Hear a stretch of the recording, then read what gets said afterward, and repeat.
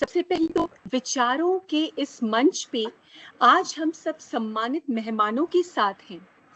आप सबका स्वागत है जो धरती के भविष्य को एक नई दिशा देने वाले प्रेरणा स्रोत हैं।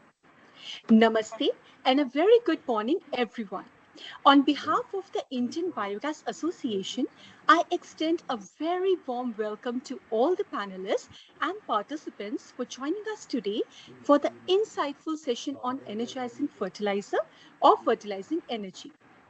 As India moved towards a circular bioeconomy, this theme captures the symbolic link between renewable energy and sustainable agriculture, where every molecule of biogas and every granule of organic manure contribute to our nation's green growth story.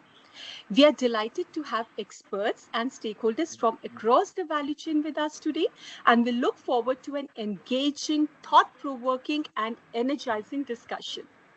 Now, for the opening remarks, I would like to welcome our Honorable President, our mentor, Dr. Atmaram Shukla, sir, to kindly allow me to introduce him to all of you, although sir needs no introduction at all. Dr. Shukla has served in MNRE for decades, overall having more than 4.5 decades of rich experience in the bioenergy space. And now he is with us, guiding us at each and every step to take the bioenergy sector to even greater heights. Over to you, sir. Thank you, Mansa. I add my words of welcome to all the participants to today's webinar.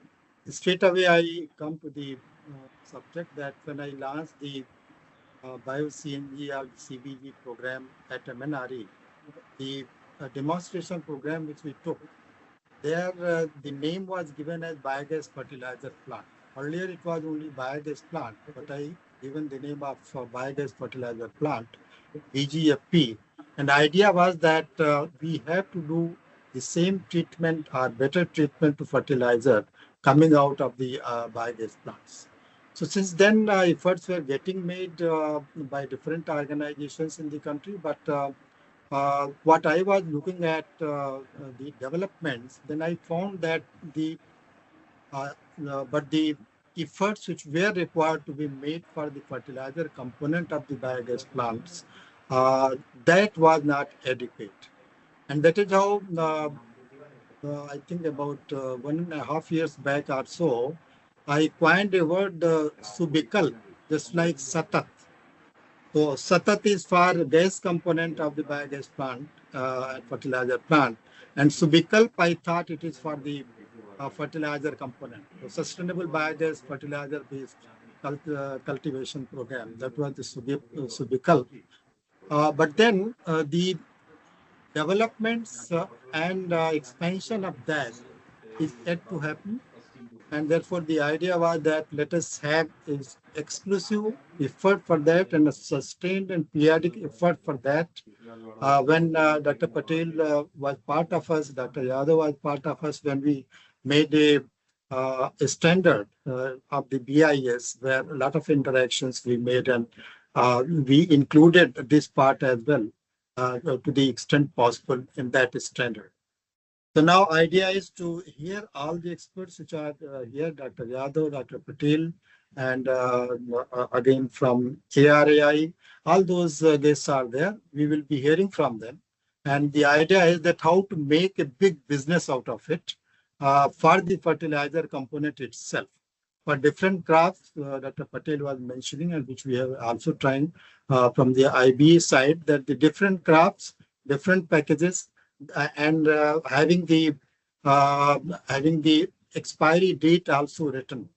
The composition is written, expiry date is written for which product or for which crop it is, which vegetable it is, which fruit it is, that is it. And therefore you can imagine the size of business which we are going to have for this within the country and globally. So with this small introduction, now I request Mansa to go ahead and organize today's discussion. Thank you so much, sir. Thank you so much. And now I would like to request Dr. A.K. Yadav, who is going to present on understanding the importance and role in India's development. But before that, it's my absolute honor to introduce him to all of you. Dr. Yadav is the former director of the National Center of Organic Farming, Ministry of Agriculture, and is a known expert in the field of organic inputs and organic farming, and has contributed to the spread of innovative organic inputs, organic area, and has developed organic certification systems, and also is the author of the PGS India certification system being operated by the Ministry of Agriculture and Farmer Welfare. Dr. Yadav had also been the advisor to Organic Division of APETA. Welcome, sir. Over to you. Namaste to all the panelists, and also good morning and namaste to all the participants, those who are not visible on the screen, those who are only the listening mode. First thing, my appreciation and the regards to Dr. Shukla. We have been long working together in the government for a common cause. Dr. Shukla was in the New and Renewable Energy Ministry and I was in the Agriculture Ministry, and we were frequently interacting and meeting each other that how we can make best use of the byproduct which comes out of the biogas plant as fertilizers. Since then, we have gone a long way. We have introduced it, but still, organic or organic inputs or organic fertilizers. These are the areas which have immense potential. They hold the future for the country, the future generations. They promises the sustainability, but simultaneously they are struggling. I have been in the organic farming field since last almost about 30 years now, but struggling still, my struggle has still not gone. And I've seen, as Dr. Patel was just discussing before the start program, that the health issues are coming up. Maybe many reasons are there, but food and the chemical contamination in the food is one of the major reasons for all those problems. And as he was saying, he was talking only about Gujarat. I'm talking in the UP and the northern India. I have never seen a cancer hospital in my life. But nowadays, so you go on any road, after every 100 kilometer, 150 kilometer, you will find a cancer hospital.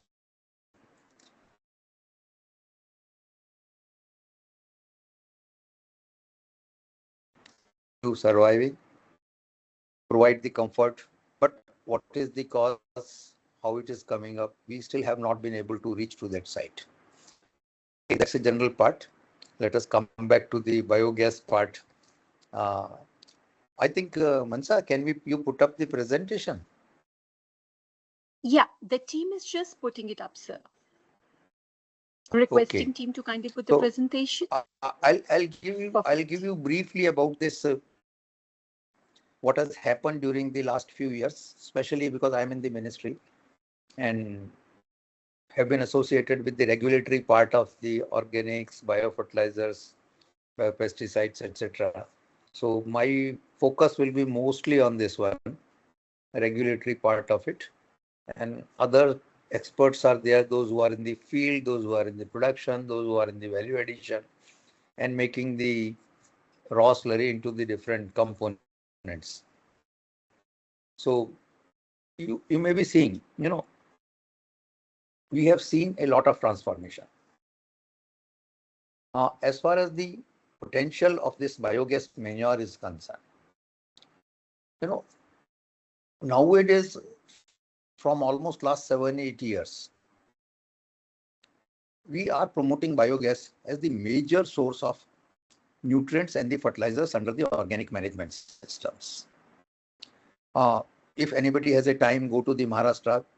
In collaboration with large number of farmers groups, we have developed the protocol where only the direct biogas slurry applications into the field at regular intervals makes the soil so fertile that you do not require any other nutrients to administer.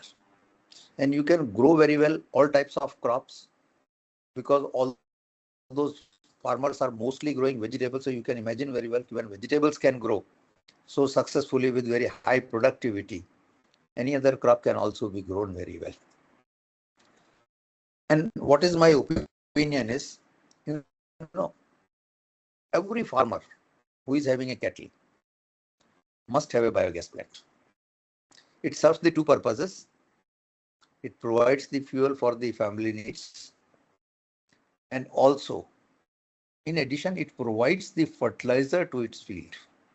Now, depending if you have 2 acre, 5 acre, 10 acre, the size may vary according to the requirements, and also size may vary according to the quantity of the raw material available to you.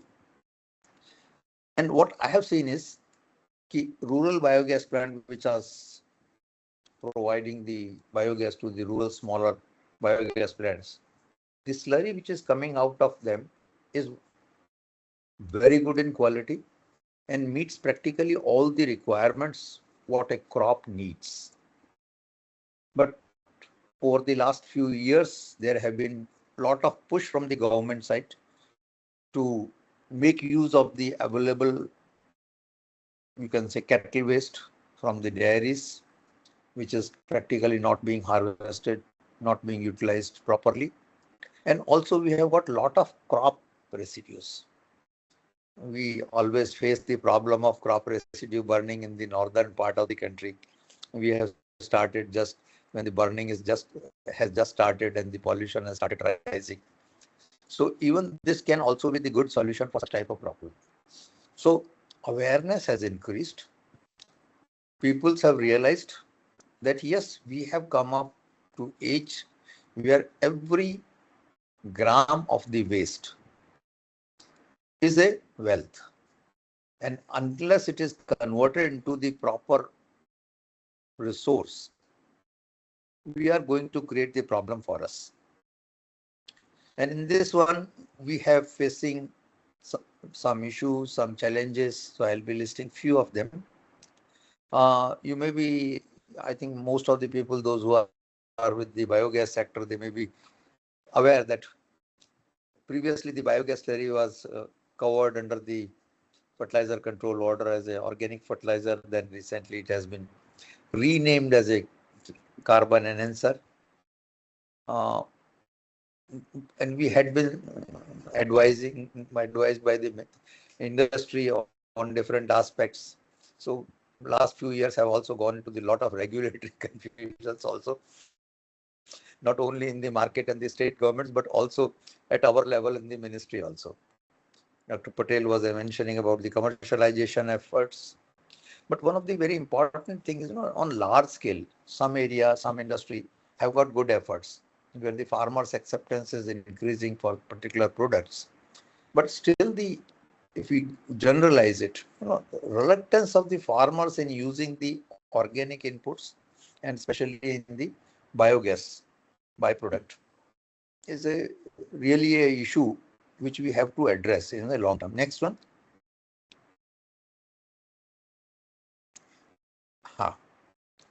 So I think this you may be knowing everybody that government is promoting.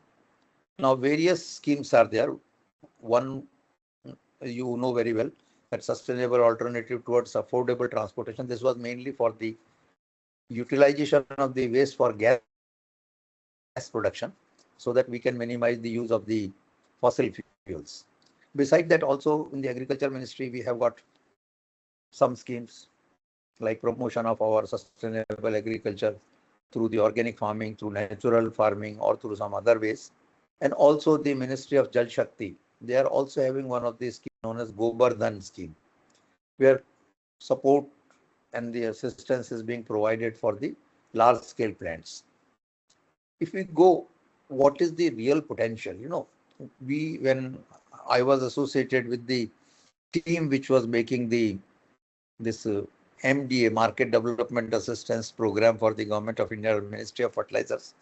And also we were the part of the team which were making the PM Pranam Yojana. So at that time we have made some calculations and assessments. In our country we have got almost about 350 million tons of the and harvestable potential. Maybe potential may be much more than that, but we calculated what can be collected, what can be transformed. So we estimated that 350 million tons of the harvestable potential is there, and out of that, the cattle waste or the other crop waste agriculture which can be converted to the biogas is about somewhere about 62 million ton. And from this 62 million, the harvestable potential of the gas from this waste is about 62 million metric ton. And while producing this gas, we can get about 370 million tons of the manure. I think what we have been listening to in the ministry, my lot of friends are there, those who are coming to us. We may have differences of opinion that whether manure is a main product or gas is a main product. My opinion is gas is the main product. The slurry which comes out of the biogas plants is a low-cost byproduct. But yes, this low-cost byproduct fertilizers. Now, once you convert it, then the situation, that's the form, that's the quality changes. So they fall under the different categories. Next slide lagaye.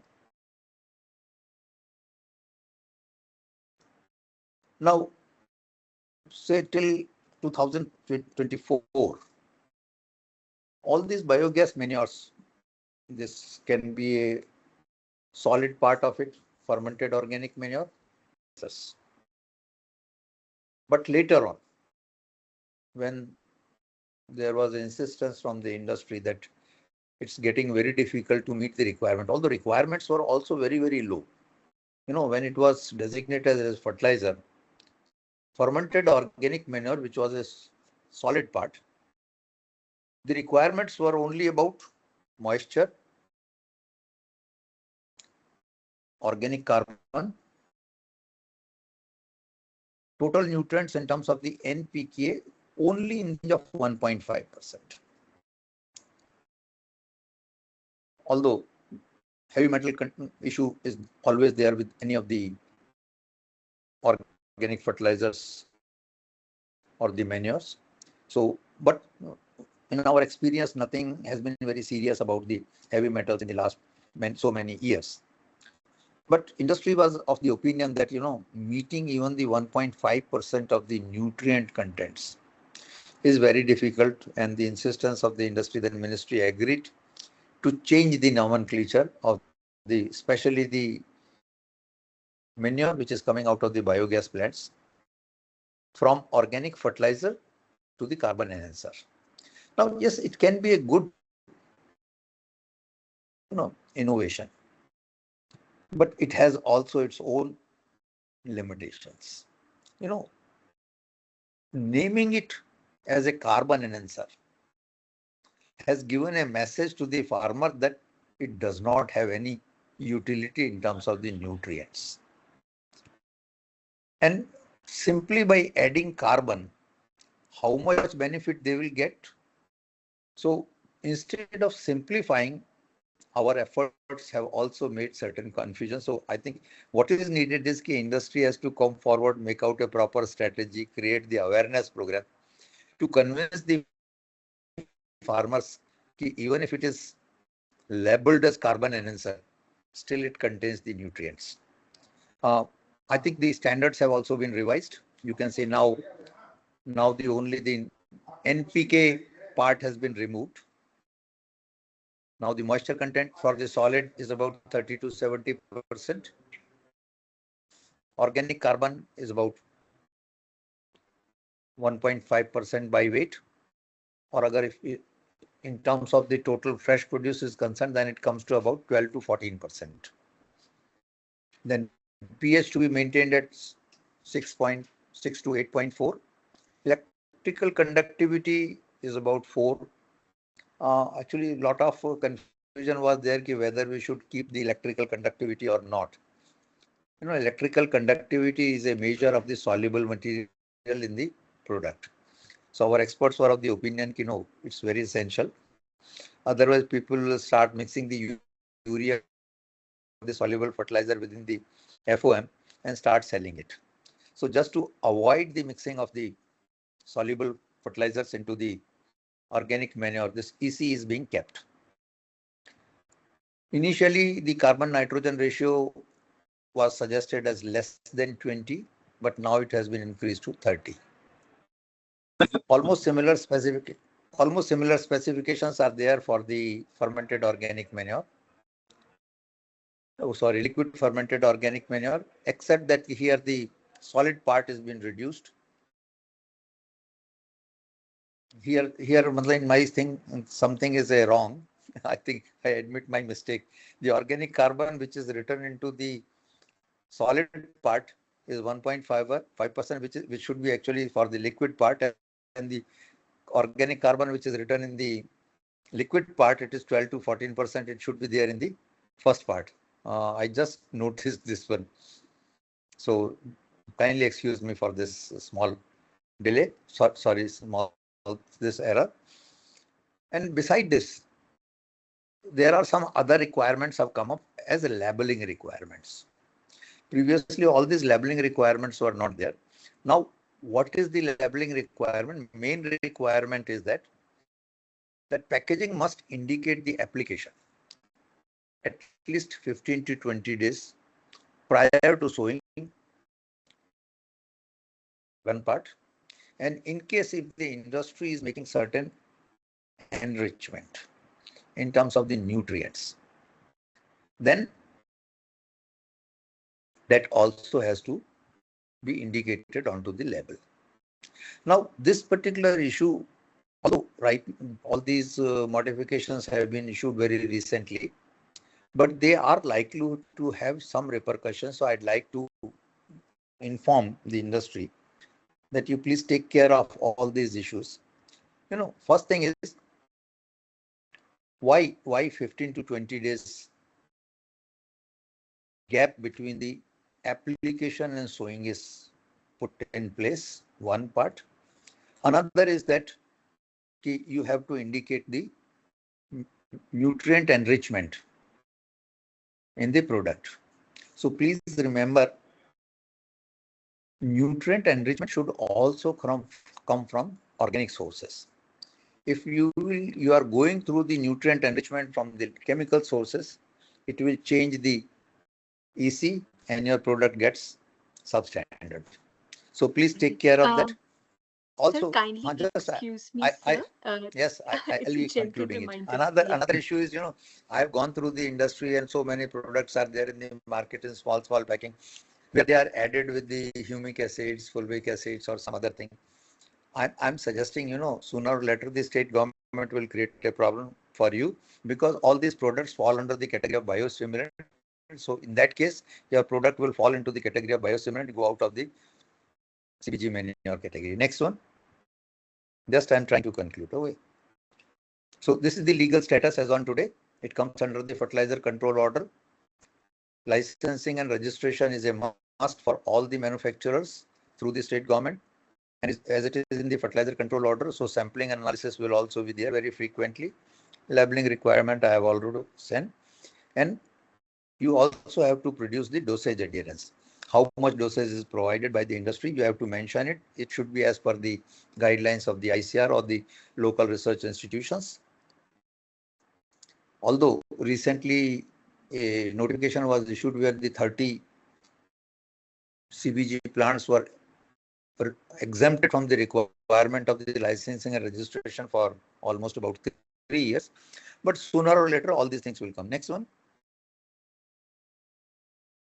Now, environmental guidelines, you, I think, may be knowing very well because all of you are in the field. I'll just speak about what the support infrastructure is available.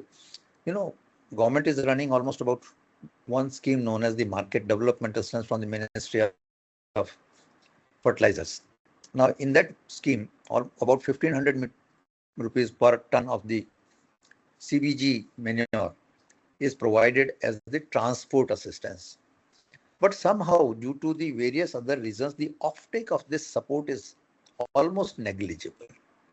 So industry has to come forward, find out this strategy, why we are not able to take the advantage advantage of them, because once this one is available, your cost comes down drastically. And this 1500 per ton is available both for liquid as well as for the solid. Next one. Next slide. Now, something little bit about the quality versus technology and classification. Classification I've already said, shifting from fertilizer to the carbon enhancer has downgraded the value in the eyes of the farmer. I'm not talking about the scientifical, from farmer's perspective. Then coming the why there is a pre-harvest interval, pre-sowing interval between the application and the sowing. What I've got, I'm not the expert of the biogas technology. Dr. Shukla, another expert, may further tell on this one. We have got two types of the plants, which are the stirred or large plants, one which are not stirred. All the rural plants where farmers are doing and not stirring. In those cases, the quality of the manure is very good and it can be used directly without even having the interval. But in cases where the industrial plants are there, stirring happens. So when the slurry comes out, it contains partly undigested material also. And that is the reason why it has been recommended that there should be a pre-sowing interval. Next one. Next slide. Okay. So this is how I wanted to tell you about all this program. And I hope the way industry is going forward, trying to make out the technological interventions, trying to make out the quality interventions, CBG manure or the derivative which comes out of that, they have a bright future.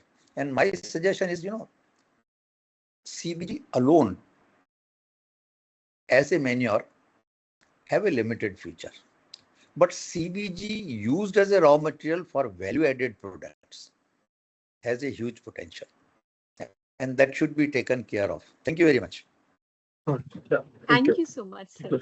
Thank you. Thank you so much, sir, for such an insightful presentation, especially when you said that the industry needs to come together as a team to take things forward. So on this note, next we have Mr. Bhimashankar Shetkar, who's going to present on LFOM and FOM valorization to fit as per market demand. But before I invite him, it's my absolute honor to present him introduce him to all of you. So Mr. Bhimashankar Shetkar is currently working as Chief Operations Officer at NDDB Mrida Limited, the company which provides bioenergy and organic fertilizer solutions from livestock waste generated by millions of farms across India. He is a recipient of prestigious German Chancellor Fellowship for the year 21-22. And he's instrumental in establishing India's first cooperative of solar pump irrigators of farmers' enterprise, which contributed to India's national level policy formulation. Over to you, Mr. Bhimashankar.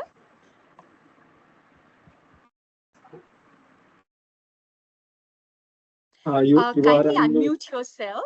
Requesting you to kindly unmute yourself.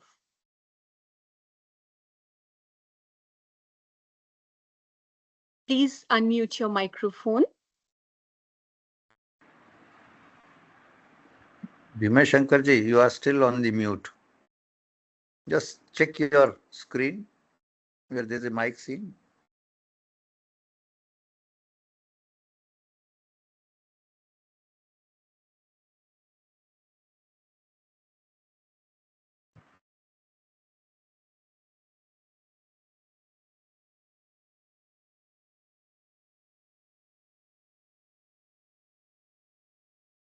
You're still on mute.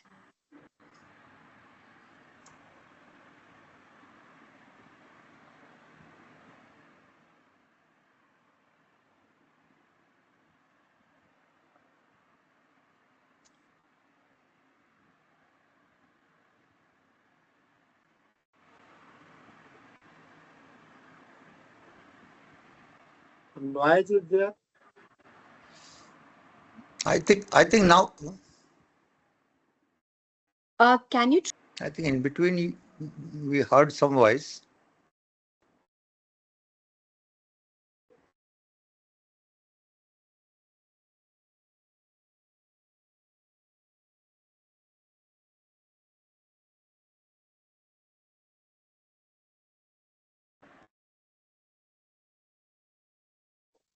Uh, I think there is some technical glitch. Mansha, maybe I can start with the curtain raiser. Please go ahead. So now is the time for the curtain raiser. May I request my team members to take it forward?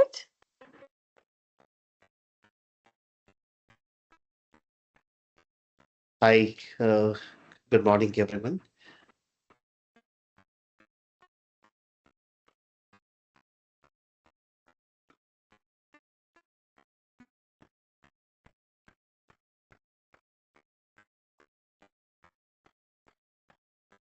So let me start with the storyline. So once again, good morning. Like every year, this year also we have got Bioenergy Pavilion, which is going to happen in REI on 30th October, 31st October, and 1st of November. And very happy to really tell you that we have come out with something out of the box. At least we tried, because ultimately we keep talking about a lot of push factor. Right now also we are talking about it, but the pull will come from the market, and that's what we try to do over here. Try to really bring the real business, try to really see what more can be done, and we welcome all the ideas whatsoever is possible. So personally for me, it's once in a year where all almost all the fraternity is there. So last year we had quite a good number of visitors, almost 8,000. This year we are expecting 10,000 visitors to Bioenergy Pavilion. I will take you through the statistics as well. But this is how the pavilion will look like. So we have got 8 talent, if you see on the top right side. And very happy to announce that German delegation will be visiting us. And German minister was supposed to be present as well, Minister BMZ, that is Minister of Corporate and Economic Affairs, but the secretary will be there. And along with this, German Biogas Association and a lot of other German delegates will be there. They will be specially visiting us and repeating. And apart from this year we also have got the pods. In fact, if you see that right bottom corner, we have got a lot of pods, because the idea, at least with Bioenergy Pavilion, is not that we try to really start being an event management company kind of thing. The idea is that we welcome more and more family members, in fact, for us to come and participate with us, so that the knowledge dissemination happens, so that the real business happens, so that the sector really gets benefit out of it. It's as simple as it. Next, please. So if I talk about the support this year, Ministry of New and Renewable Energy is supporting like every year. Last year, they had their own booth as well, and this year too. In fact, there will be people present from the ministry. Come and talk to them directly, because there are a lot of questions which normally people have, and I think it's always better to talk to them directly and try to understand and try to also take our heart out, because there are so many good ideas floating around. I think what we really need to do is that we need to push from the advocacy point of view to the ministry, so that they can understand what more can be done. Of course, this where also IBA comes in picture, but more the merrier, as simple as it. We have got support from Indian Oil, GAIL, NIBE.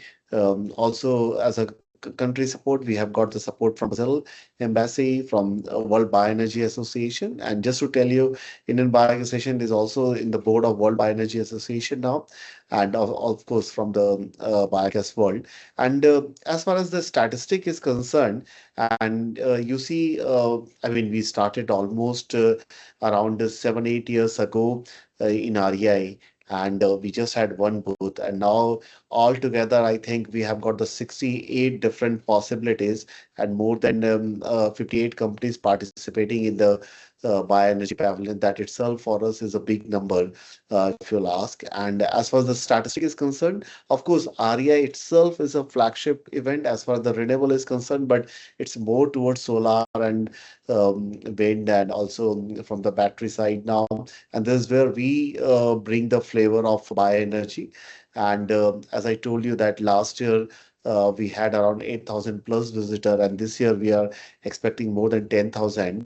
The parent event, so-called REI, last year attracted more than 52,000 visitors, In fact, they try to be very accurate in numbering them.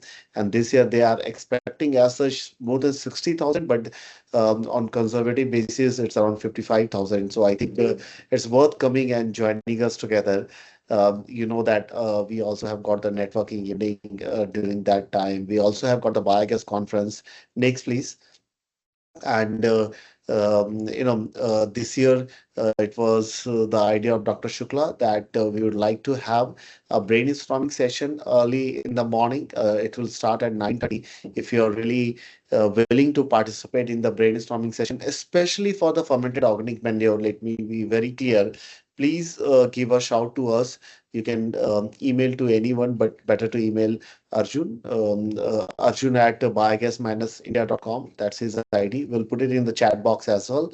And a few of the speakers you can see from here, from MNRE side, from CHT side, from IEX side, from SBI side, from Invest India side, from PPAC side. So we try to always ensure, because at association we try to put everything in three buckets: technical bucket, financial bucket, and social bucket. Policy also falls in so-called social bucket. We try to ensure that we justify all this bucket so that the real work happens on ground. That's very, very important from our side. And that's what we are trying to do this year as well. And very happy to tell you that this year we are also trying to come up with next, please, with a new family member, and we have given the name Gopi. That's the acronym of Generating Organic Power for India. And you can meet him in the expo. And we also have got a big lucky draw this year. And I think normally what we have understood within the team that Gopi has got one more reason for people to come. In fact, we are developing a chatbot which can answer almost all the questions related to biogas. We call it earlier biogas GPT. Very soon we'll try to float that so that everyone can use it. But I think Gopi will be able to help us for that. With this, I would like to again welcome you all to REI 2025 in Bioenergy Pavilion. And yeah, let's discuss, let's understand what we say all the time at association: Samanvay, Samvad, and Samadhan. So coordination, communication, and solution. I look forward to meet you all. Thank you. Thanks a lot. Over to you, Manshu. Thank you so much. Thank you so much, sir. Thank you so much. So I guess Mr. Bhimashankar is absolutely ready to present his views.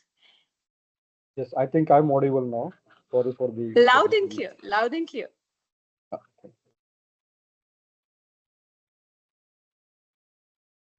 Can you show the presentation? Yes. Requesting team to kindly share the presentation. Perfect.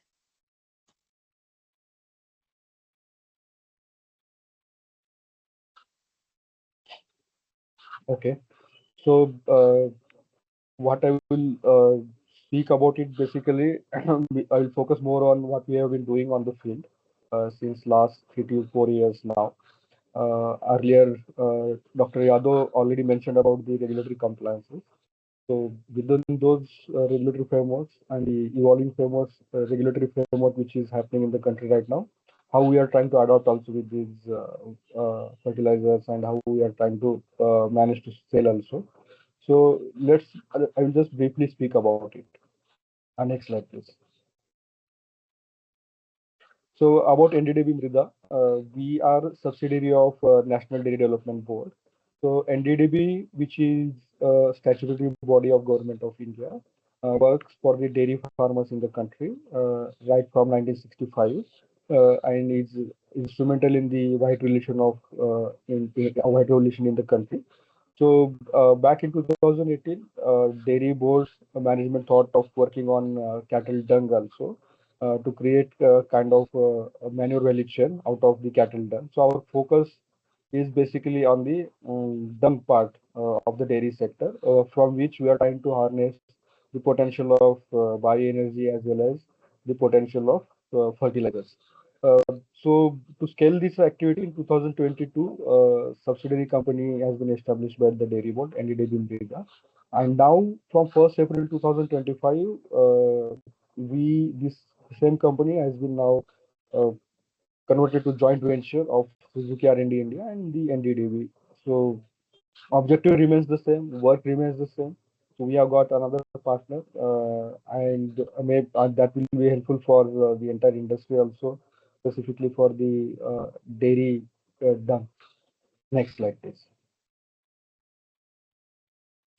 So in nutshell, this is what we are trying to do. We are not just focusing on the big plants. We also talk about household level small biogas plants, wherein we have installed in last 3 years around 35,000 plants. And this year we add another maybe 15,000 farmers to this number, and so we'll be reaching out to 50,000 farmers directly through the small prefabricated biogas plants at the household level. There also we are pushing for slurry uses directly also, as well as to the value-added fertilizers from the slurry. Apart from that, we have the two different type of applications from the biogas. One is thermal application in our dairy processing units, where we are switching the fuel of boiler from existing fossil fuel like diesel, light diesel oil, to using raw biogas for the steam generation, and that steam is further used for the milk processing. And the other option is obviously the CBG. So that also we are trying to do. Now we are having 3 operational plants. One more is going to be operational, and another 4 are under construction stage, which are of mainly of 100-ton feeding capacity. Uh, from the CBG industry point of view, they are definitely very less, producing around 1.5 to maximum 2 ton of CBG per day. But considering the nature of the dung and the availability of dung and the type of collection which we have to deploy for the dung, we see right now that is the best fit size, and we have been trying different models around this. So because we have to aggregate the dung from the farmer just like we aggregate the milk. So in nutshell, this is what we are doing, and right from beginning, our focus is on the management of the digestate, how to utilize this digestate slurry. Right from 2018-19 onwards, we started working on that front. Next slide, please. Basically, this everybody knows. The slurry is definitely a good source of microbes, organic carbon. There is a presence of primary nutrients, secondary nutrients. It's basically kind of a wholesome food for the soil.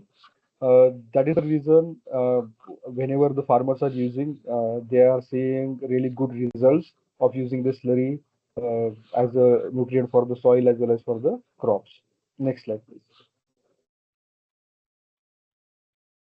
Uh, as all of us are aware, we are also trying to utilize this uh, material in bulk format, like basically 30 to 70% moisture in bulk form we supply to the farmers using the trolleys. There is another option of using the separated LFOM or also the raw slurry, that is using the applicator, which you can see in this photograph also.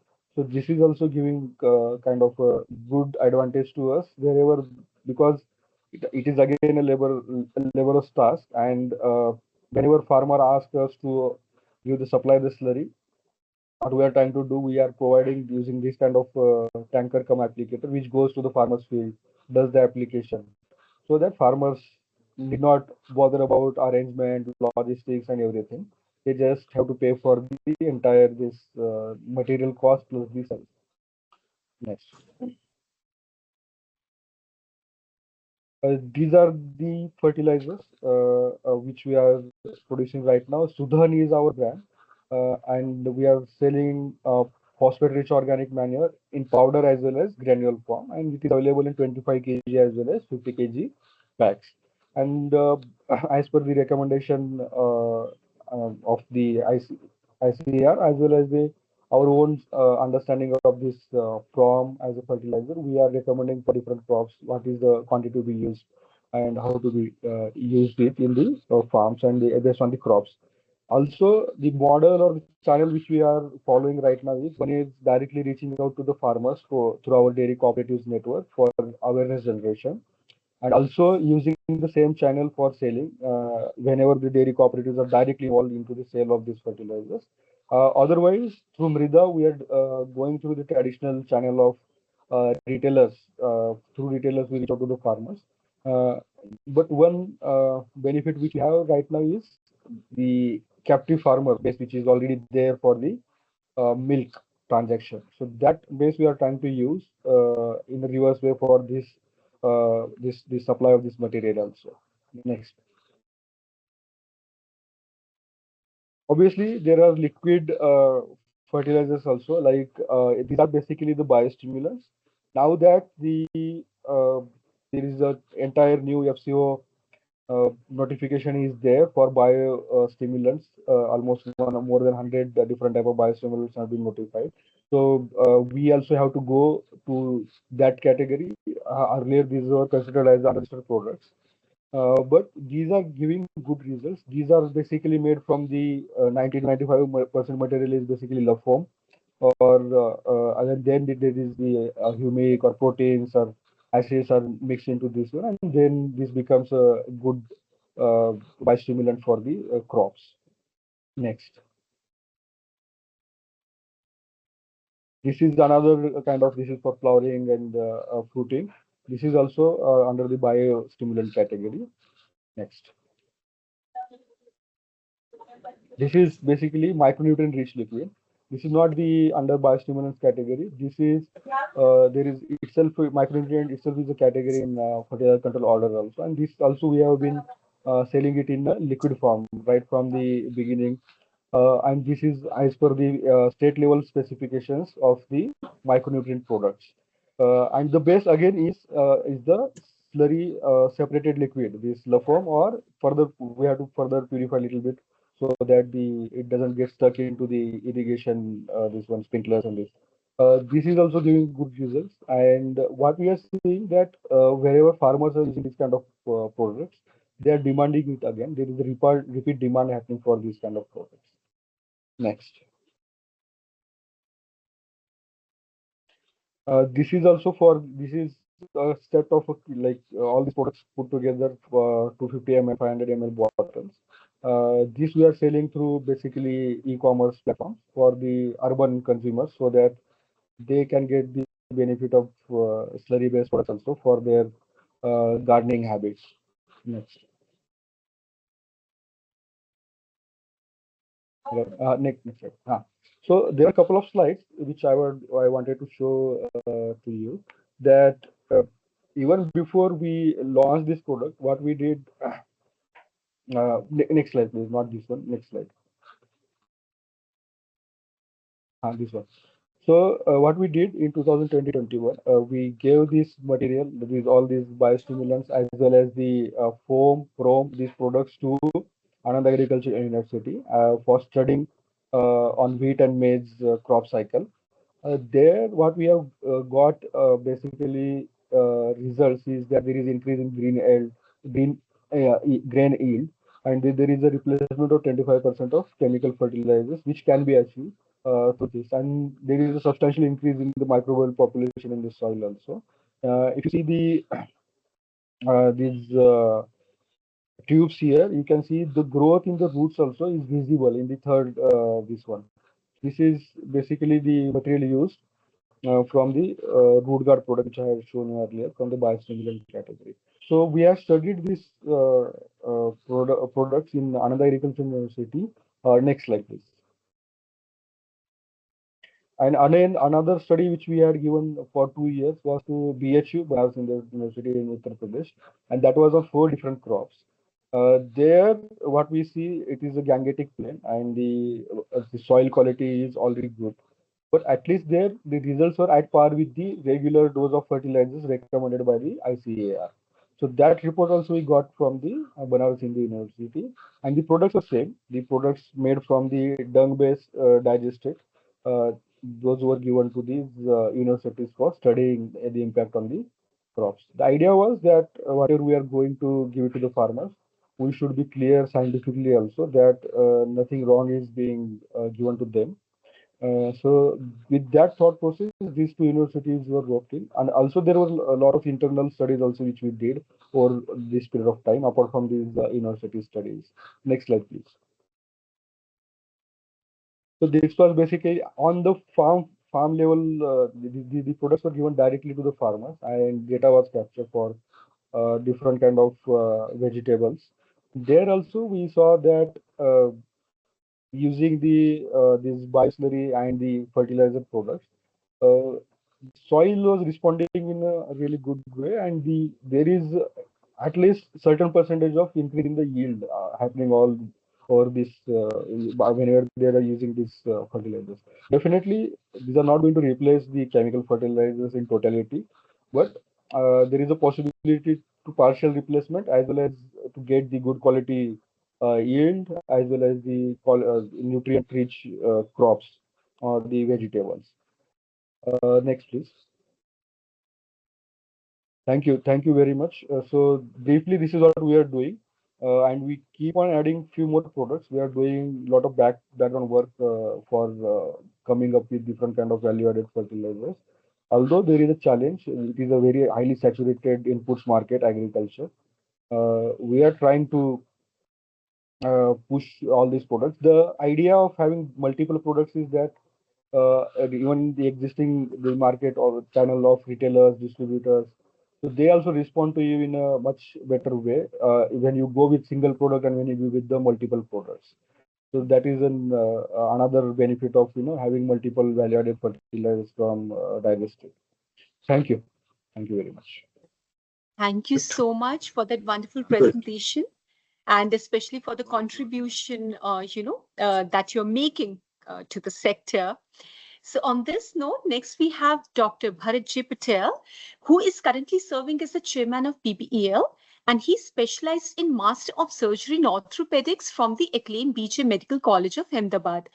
Dr. Bharat Patel was honored with Gujarat Gaurav Award for his contribution in the field of orthopedics and in the field of renewable energy on 26 January 2016 by Gujarat Governor Shri O.P. Kohli and Gujarat Chief Minister Shri Vijay Rupani ji. His project, Bharat Biogas Energy Limited, is declared as UMRAID model project under Bharat. Sir, it's an absolute honor and privilege to have you with us today. Over to you, sir. Thank you very much. I'm very happy that I am now again on the board of the Indian Biogas Association. Before I start my few of the slides, I would like to congratulate the Mr. Gaurav for conducting the seminar on fertilizer. That is very important. I would like to congratulate Dr. Yadav for making certain remarks on FOM and LFOM. And particularly, he was very much interested into small biogas plants, which is Govardhan project by the central government. And I'm happy to announce that Bharat Biogas Energy Limited has installed more than 1,000 small plants on a different scale. And now I must say that the pan-India, the cow farming and cow farmers, they have started the biogas plants individually for their captive consumption of the energy and the fertilizer. I would like to congratulate the Bhimashankar ji from NDDB that now they are with multiple products. And I can start my talk now. The slide number 1, please.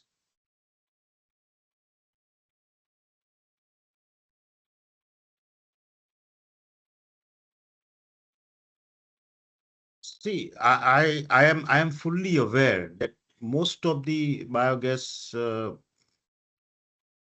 plants they are facing the real hardcore fact is that they are facing the problem of how to dispose the FOM, how to manufacture the organic manure, how to dispose the LFOM, how to enhance the LFOM.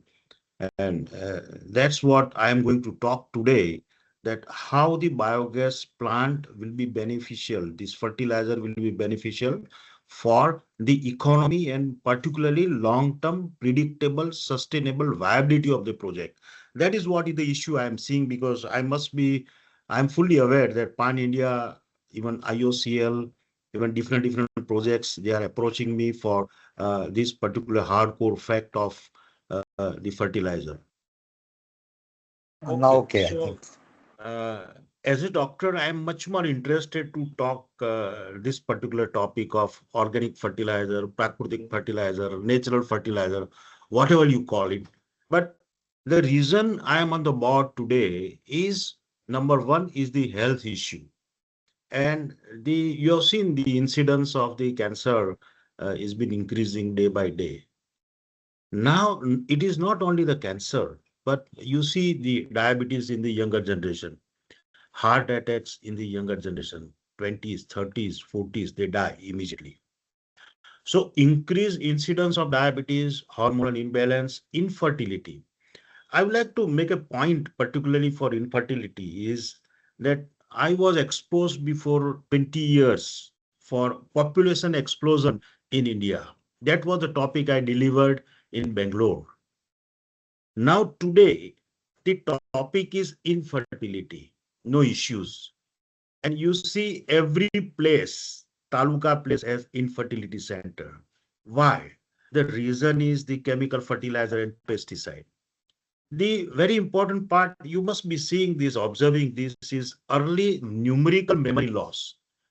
And this is the big issue with the 50s and 60s.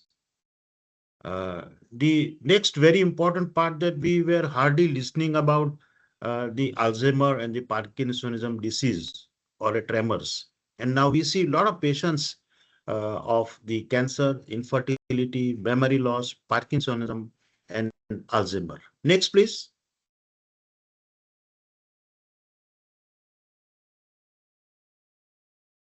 Next slide, please. So this is the basic reason I am today on the board. This is why I am here to explain you that these are the real issues, and that can be resolved by the bio-CNG people along with the fertilizer, strongly recommending the fertilizer to most of the farmers, where I personally feel as a doctor that the educational system to the farmer to be modified, and we have to make them understand that this is what is happening today now in the world. Next, please. So I request all of you that you market this particular slide, that danger you see on most of the pesticide, warning you see, and this sort of symbols. And this is not to be used. And to add to this is particularly the urea. You have seen that our Prime Minister, beloved Prime Minister, has declared from the Delhi that kindly reduce the uses of the urea. The reason is the nitrates of the urea is carcinogenic. And this is what is my message today, that please try to recommend to the farmers that do not need urea in this quantum. Next, please. Our story, it has started way back in 2000, where I used to see a lot of cancer patients and a lot of young people having a lot of other problems. So I started researching that why this is happening with the younger people. So we started a small project, and a small project we started in Thamna area, where we used to produce the gas and the fertilizer. From that, we could jump to a project which is one of those days largest project of the bio-CNG and fertilizer way back in 2014. Our main motto is bio-CNG, agreed, but along with that is the innovative producer of the organic solid and liquid fertilizer for most of the crop, that is nutrition management. I personally request all of you that it's not the quantum, which is very important from the bio-CNG plant to manufacture the fertilizer. But the very important part is the quality of the fertilizer.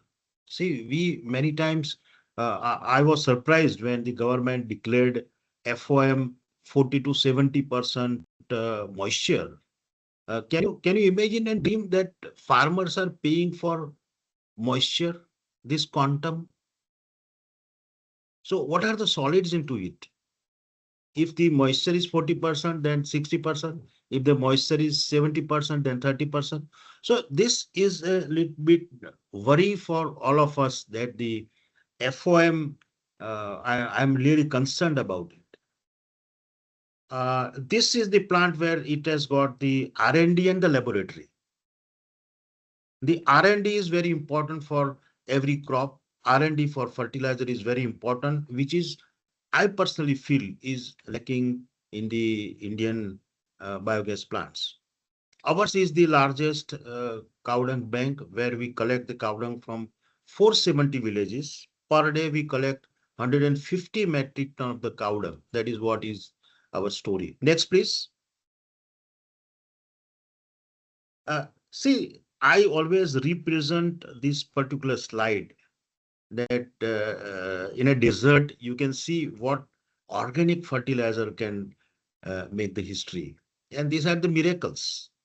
And I would represent in my further few slides that it's a wrong myth that most of the people, they think about that the production of our product in the form of the weight is being reduced. It's not true.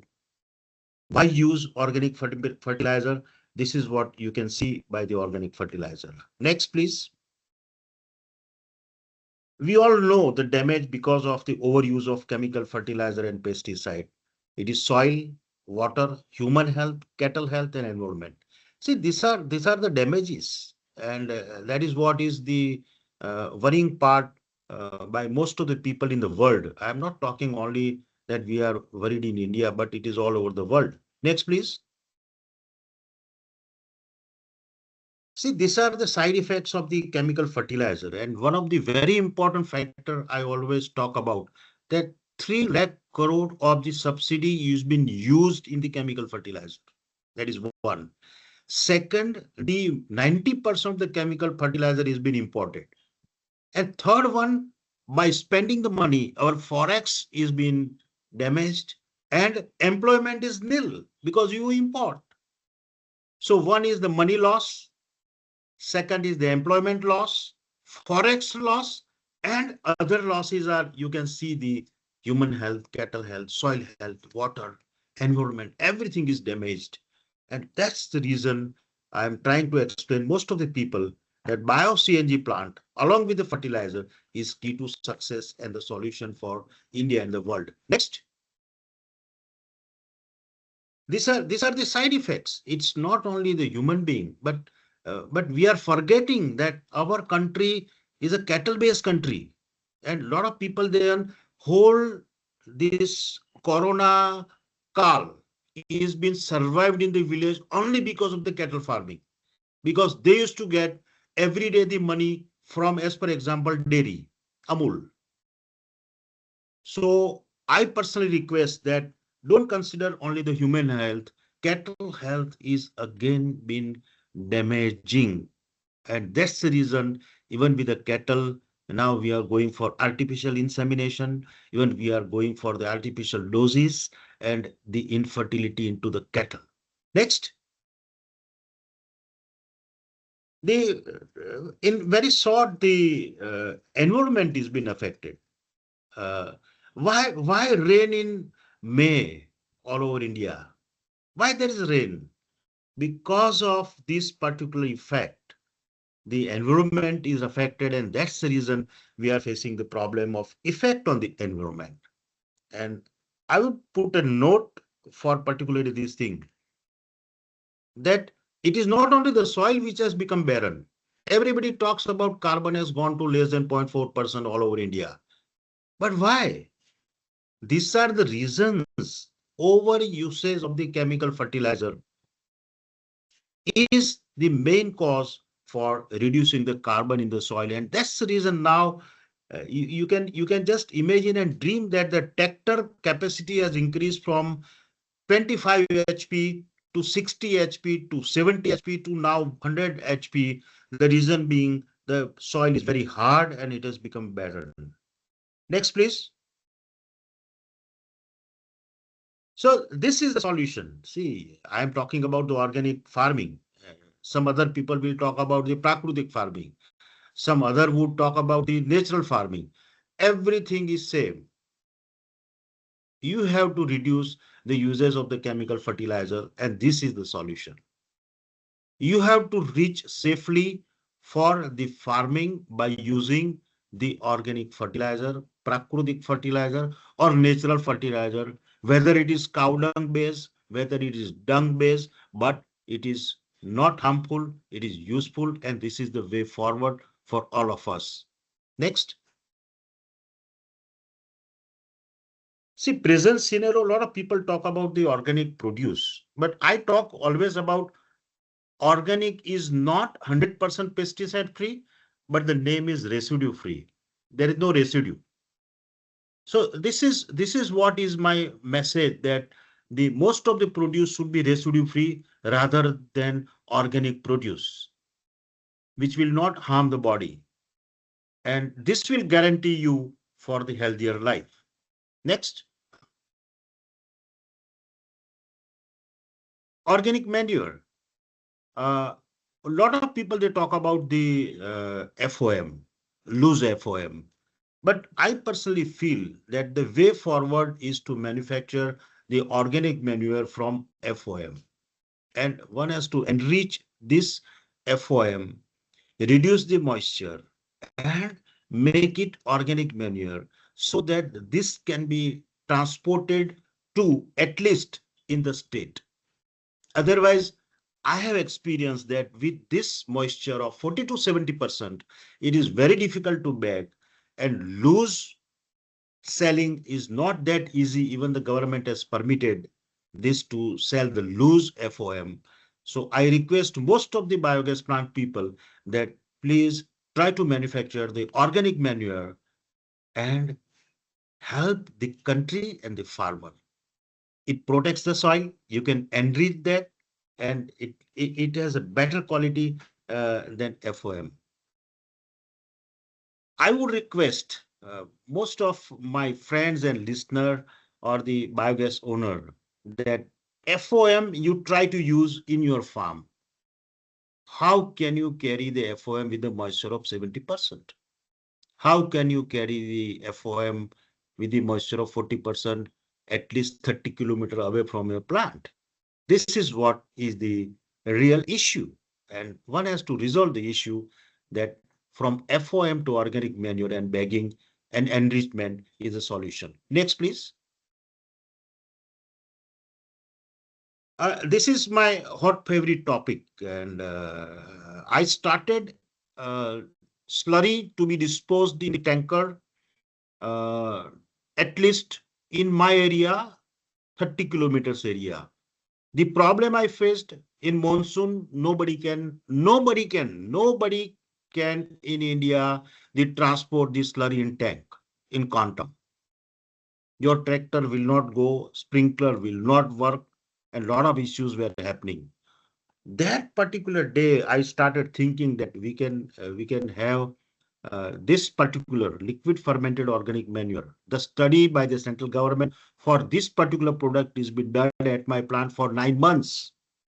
And we developed a technology that we have to filter this, then enhance this, churn it, make it gas free, enhance with most of the organic nutrient, which is not biostimulant. And according to the crop, you have to add in the slurry the nutrient. As per example, in potato, you add the potash, which is very important. So my request to most of the people that it's not easy to transport the slurry at a distance from the plant. Second, very important, that it is very difficult to dispense the slurry in monsoon. And most of the time the crop is either the summer crop or monsoon crop. So it's not easy. Now, very important that we have identified 10 lakhs farmers land in Gujarat and put up a project and gone for the study personally for the carbon content and other nutrient. And we have done a study where this particular liquid fermented organic manure can increase the carbon of the soil, which is very important. Now, very important part that this slurry LFOM can be sprinkled by drone, which is the dream project by the Prime Minister. Sprinklers, drip throughout the loose water. And the very important part of this particular slurry is that it can be given at any time of the crop. So this is very important. So this is one product from the bio-CNG plant, which is very important for the country and for the farmers. Next, please. Now, I'm talking about PROM, phosphate-rich organic manure, the reason being that now our government is trying to replace the DAP to the PROM. And that's the reason we would like to manufacture this particular product in a good quality. Quality is very important with a reasonable price. This is very important. And this particular product is very, very important. You can manufacture in powder or you can manufacture even in granule. We are manufacturing this particular product in granules and powder, and we have started marketing this particular product pan-India. Provides bioavailable phosphorus from the organic manure. The thing is that whatever you give to the soil, 95 to 98% is being absorbed by the plant.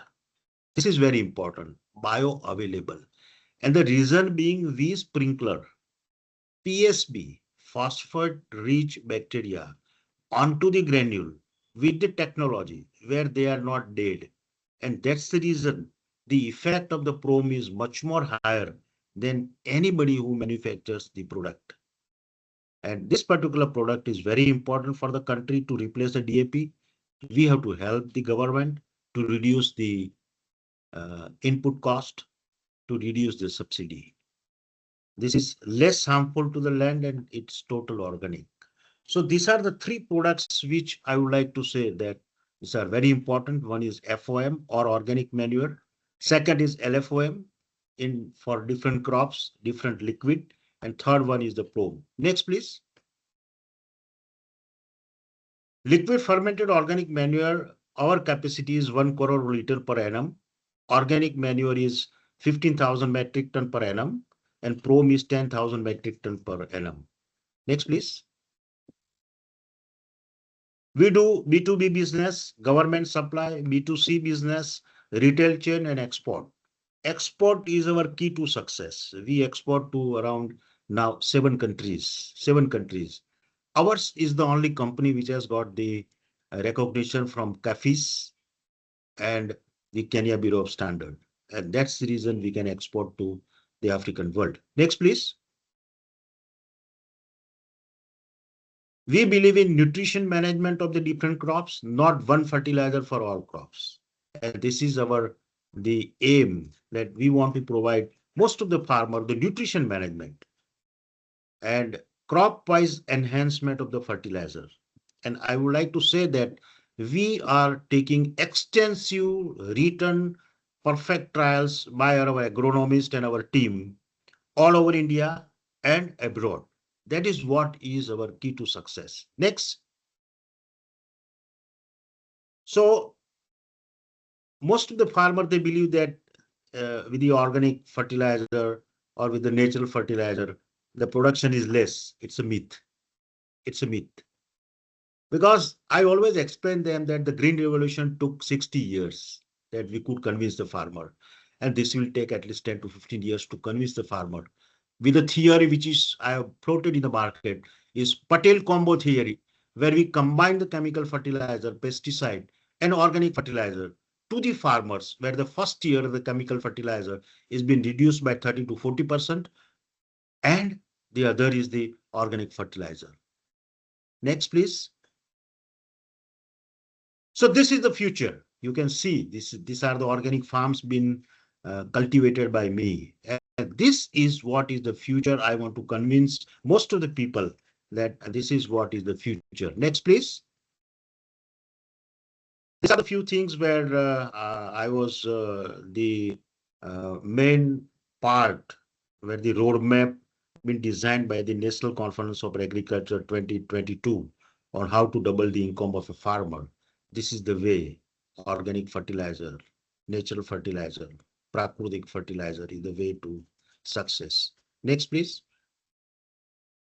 These are the few things that at our plant I've taught nothing less than 13 chief ministers, including JP Nadda, at my plant about the bio-CNG, and the first glimpse is with the Lakshmi Nivas Mittal, one of the richest steel tycoon in the world, where they are afraid now that the most of the steel industries are going to face the carbon credit problem. Next. I'm working with Yogi ji, I'm working with Gujarat, I'm working with Madhya Pradesh, and I'm instrumental for working in Madhya Pradesh for the wheat production, which is residue-free organic wheat production. Next, please.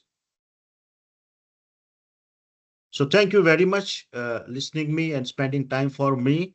I'm very happy that I am on the board of the Indian Biogas Association. Thank you. Thank you again. Thank you, Dr. Patel. Thank you so much, sir, for the wonderful presentation and walking us through these important products and the initiatives that you're taking. So next we have Dr. Manoj Shrivastava, who is the Principal Scientist, Soil Science at ICAR-IARI, New Delhi, specializing in soil-plant environment interactions and nutrient management. He has over 2 decades of research experience at BARC and IARI, with more than 150 publications and 3 patents. A Fulbright Nehru Fellow and recipient of several national and international awards, he leads pioneering work on nano and organic fertilizers, isotopic tracing, and environmental risk assessment of contaminants in agro ecosystems. So now we welcome you, Dr. Manoj. Over to you. Thank you. I'm audible now? Loud and clear, Dr. Manoj. Then please share my slides. Right, requesting team to kindly present the slide pack. Perfect. So good afternoon, everybody. And first of all, I thanks IBA for giving me this opportunity for this galaxy of people who are working, especially in the organic manure, FOM, LOFM, all the veteran people. Thank you very much, IBA. So my topic, which I have been allotted, is on technical development of organic fertilizer and required R&D. So in previous slides, we have already seen people like Dr. Patel has done a lot of R&D, and in fact, they are making the new products and they are exporting and selling also. So in this point, I will discuss one by one. Please please next slide. Next slide, please. So my overall presentation overview is like first is I will talk about organic fertilizer development, process and technology, and R&D focus area, and some case study which I have done in our lab, and the way forward. Next, please. So it is very well known, and organic fertilizer is very important, and it is required. One thing I want to tell that what fertilizer or whatever things we applied for normally feeding the plant, not to the soil. But in case of organic fertilizer, it is important to maintain, and we applied as an amendment. So it helps to, because organic fertilizer having mostly in the carbon, and carbon plant takes from the atmosphere. But this carbon which goes into the soil, it is work as a carbon sequestration and improvement of physical chemical properties, especially water retention, stable aggregates, So this is that's why the organic fertilizer is required, especially for the recycled nutrients and enhance particularly soil physical health. And it is now growing concern related to the environmental and carbon concern, which now it is being said that carbon sequestration is very important phenomenon to adjust or sequester carbon from atmosphere to soil. So organic fertilizer is one of the source where we can sequester the carbon into the soil. Then align with the sustainable and regenerative agriculture. Regenerative agriculture basically is more focus on the soil health. So next, please, next slide. So if we classified organic fertilizer, we all know that it can be primarily classified in the farmyard manure, compost, green manure. Green manure, in that case, we normally grow the green manuring crop like Ghecha, Sasbania, or alfalfa. Then another thing is biogas slurry. The biogas slurry is not a new thing, and biogas manure, which has been now renamed as FOM or LOFM, both are all are the same things. Then value addition, phosphate enriched, like Dr. Patel has talked about the PROM, phosphate enriched compost, FOM, biostimulant, fortified organics. So now emerging things are now also coming into that. It is now under the research area as well as the market also, that biochar based and nano bioformulation like now in market. This is nano urea and nano DAP. Next, please. So what is the basic pathway? Basic pathway to development of organic fertilizer is same. First and foremost important thing is the feed stock selection and pre-processing. So in case of, if talk about in case of CBG, the feed stock normally that now several feed stock in the market, like paddy straw, and then that Napier grass is not coming, and then sugar industry waste, bagasse, as well as their press mud. Then second step is that controlled bioconversion using microbial consortia.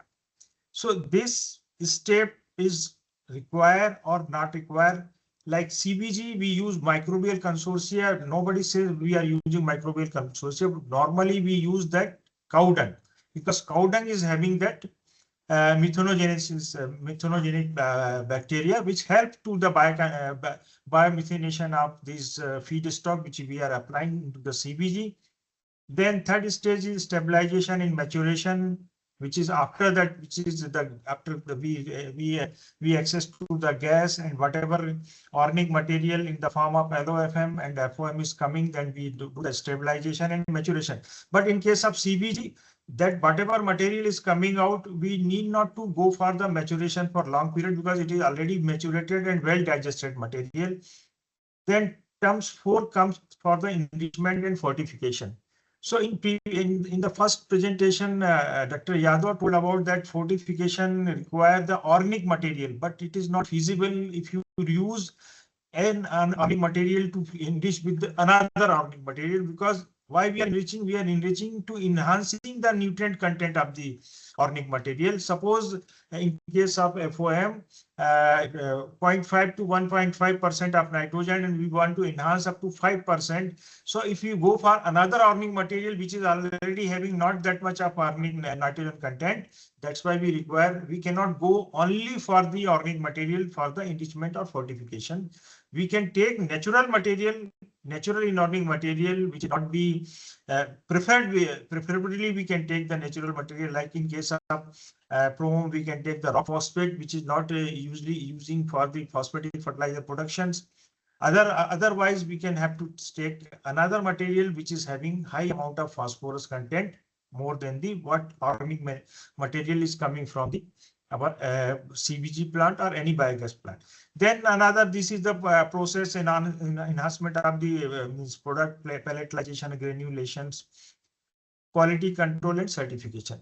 Another important point which Dr. Bharat has taken, that is the moisture content. it is very rightly said the moisture content should not be more than 15 to 20% in the material which we are getting outside from the CBG plant. Because if you are giving permission for the 40 to 50% moisture percentage, then it is means it is having the logistic problem, and even the applying into the field, farmer will not will be happy for using that material. So aesthetic sense is also very important for any material. Like why, since very long urea, nobody has replaced urea and DAP so far. Urea long back almost 100 years is over, DAP is already 100 years over, but still it is most preferable by the farmer. So we have to see that there can be that material which we are providing to the farmer that can be easily handled and easily applied to the field. Next slide, please. Then process, there are various process, window and vessel, but I'm not going to detail this technical term, vermicomposting. This is the most simplest terms, anaerobic digestion, our biogas digestion. Then another material we can develop through these organic feedstock like biochar production. And then we can enrich this biochar from the different nutrient material for the making as a slow release fertilizers. Then each process enhance nutrient density and stability. That is very important. Next, please. Then where R&D focus area is required, basically the microbial consortia optimizations. Like in case of if we are using PROM, and then PROM you can apply PROM with the PSB, as Dr. Patel told. So PSB is phosphate solubilizing bacteria. Phosphate solubilizing bacteria require certain amount, certain media condition which can grow in that. So we have to see that the material, organic material by which we are making PROM, whether it is helpful for making microbial consortia or not. Then nanofortification and mineral organic integration. I will discuss this thing because now either pure chemical or pure organic will not work. We require the hybrid material which is having both the quantity in sufficient amount, which can we can go for that for the mineral organic integration. Then automation and IoT based process monitoring, especially for the CBG plant. Now all the new plant developed, they are basically equipped with the IoT based process monitoring systems. Then another important thing in the end, which Dr. has talked about very nicely, that environmental impact, whatever we are giving to the fertilizer. So what I told, that fertilizer is not feeding for the soil, it is feeding to the plant which we are going to eat. So if fertilizer is contaminated, our feed stock is contaminated with the heavy metals, or we have used that feeding material which is having the contamination with the heavy metal and some other material, organic pollutants, that's going to affect our whatever material we are getting from the process in the organic fertilizer forms. Next, please. So these are the quality standard which we have to go for when any material we go, FCO, fertilizer control order, then organic products standardization, BIS standards. So important parameter which has to be taken care of is the CN ratio. Why CN ratio is very important? Apart from the nutrient content, CN ratio shows that if you go for the 40 or 50:1 CN ratio, then you are applying your organic manure, and then this organic manure started decomposition in the field itself where your plant has grown. So what preliminary thing will happen? Your germination will not occur. So farmer immediately reject that material, that what material we have applied, it is not, even our plant is not getting germinated. So it means there is something wrong. So CN ratio should not be more than 25:1. It should always less than that if you are applying as any organic material. Then field efficacy and biosafety evaluation is very much important, especially for the germination test. I will tell, that means any crop you are using, you have to basic first thing you can check is whether this crop is getting germinated, this seed is germinated in this particular organic material or not. Next, please. So and then in our we have done some studies. I was previously in the bark where we have produced two phosphatic and zinc in these fertilizers, high efficient fertilizer. They are in the market. They got patented also. Then recently we have tied up with this Merino Industries for their whatever waste they are generating to converting into the useful organic product, and then modified urea fertilizer. So I will show one by one. Please next. So what is the main product? Whatever product you are developing, it should have previous one. So organic product or hybrid product, it should have main quantity, if you talk about now climate smart fertilizers, so they should be the climate smart. So they should have slower control release, less GHG emissions, low ammonia emission, low nutrient leaching, low surface runoff, and high fertilizer use efficiency. As previously mentioned, our nitrogen in India, nitrogen, phosphorus, and other micronutrient use efficiency is very less. Nitrogen is around 30 to 40%, phosphorus 5 to 10%, and micronutrient 1 to 2%. So these efficiency need to be increased. Next, please. So first fertilizer which we have developed, next please, madam, that photo is not coming here. That modified urea fertilizers. Next. So these are the product which we have. We used the polymer, the natural polymer, chitosan based material. We have made slow release nitrogenous fertilizer. We have tested this material and compare with this neem coated urea which is in the market. Next, please. These are the field experiments which have done, where we found that they are the yield, because these are the hybrid material, not purely organic or not purely inorganic, which is having the sufficient amount of nitrogen, which is having the slow release properties. Next, please. Then these are the efficient P fertilizer, another hybrid fertilizer having previous one. So this is, we got patent also, and this is product being marketed now. The technology is being transferred by the Bhabha Atomic Research Center, because that time I was in the bar. So next one. So next one. This is the basic reason why it is slow release, because it is having more in the organic phosphorus is accumulated with the organic material. Next, please.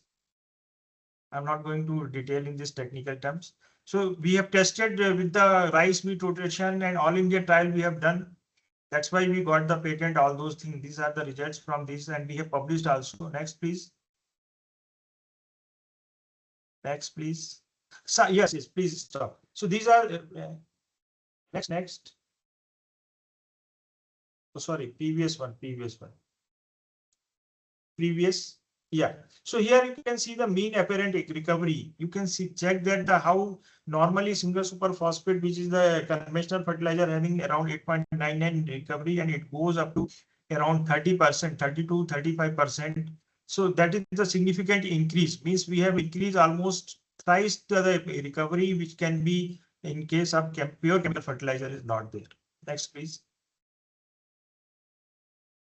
So these are the zinc fertilizer having 4 to 5% zinc. Normally zinc sulfate or zinc EDTA or zinc sulfate heptide, they are the using as a conventional zinc fertilizer, but this is the hybrid material which we have made through the organic, one of the organic material which is coming from the biogas plant. Next, please. We obtained patent also. So these are also mostly the zinc is accumulated in the organic form. That's why it is giving higher yield, and it is a slow release. Next, please. Next. So here also apparent recovery goes very high. Then next. So these are the polymer coated. Yeah, just one or two. Yeah, just one or two slides are there. These are the two polymer coated nano iron and zinc fertilizers. Next, please. These are the iron. This is the zinc fertilizers. This is the next, please. We have also developed with the hydroxyapatite based the nano fertilizers, and we have tested in the field. Next, please. Next. Field. So not only it is increasing the crop, it is reducing the greenhouse gas emission also. So major way forward is that develop region specific organic formulations, pilot units and incubation hubs, strengthen the industry institute R&D, especially like our institute, the research institute and R&D with the industry. That will definitely help us to develop the product which is definitely required for the industry as well as the farmer. And then now carbon credit is very important if we're going for the any organic material. And my thing is that we cannot go singly organic. We should go for the integrated nutrient management studies. Then only our that will be the sustainable crop production studies. Next, please. That's all from my side. Thank you all for your patience hearing. Thank you, IBA. Thank you, Dr. Shrivastava. Thank you very much. Thank you so much, Dr. Manoj. And the thing is that all our panelists are extremely knowledgeable, accomplished. So it is practically impossible, to cover even the highlights of their wisdom within one session, although we have tried our level best to do that. So on this note, I would like to request all the participants, if you have any specific questions, please feel free to write to us and we'll be very happy to forward your queries to the respective panelists. And also a special request to my team members to please post a poll about a small feedback regarding this webinar. So these feedbacks, they continuously help us improve further for a better experience. So on this note, I would like to wholeheartedly thank all the panelists, all the participants, all my team members for making this webinar a success, for joining us today. And all I can say is कि धरती माँ के हित में जब मिलते हैं मन और संकल्प एक साथ, तब हर संवाद बन जाता है प्रगति का नया प्रकाश. So thank you so much everyone for joining us today. Have a